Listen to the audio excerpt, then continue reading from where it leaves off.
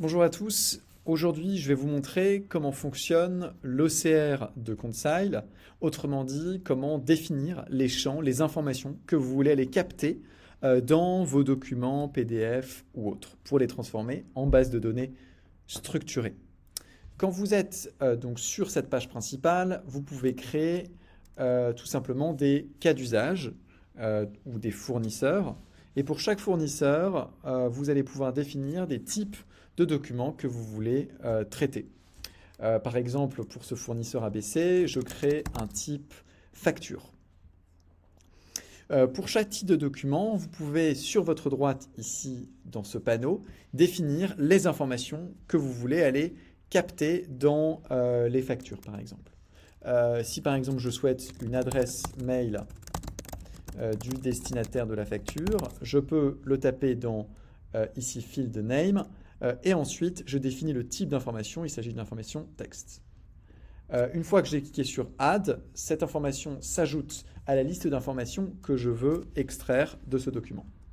Ensuite, je peux tout à fait uploader un fichier de test, puis tester la fonctionnalité d'extraction sur ce fichier en cliquant sur Run on Test File, juste en bas à droite. Vous pouvez ainsi vérifier que votre modèle d'extraction fonctionne bien sur le fichier que vous avez préparé. Par exemple, là, le numéro de la facture et la date de la facture. Alors, ce qui est intéressant de regarder, c'est qu'il y a deux types d'informations que vous pouvez aller capter. Donc, les informations générales et sur cet onglet, des informations liées aux lignes à ligne ou des informations qui sont liées au tableau. Par exemple, la référence des codes articles, le libellé ou la description. Une fois que vous avez établi votre modèle d'extraction, vous pouvez voir tous vos documents que vous avez uploadés sur ce panneau en cliquant sur Documents.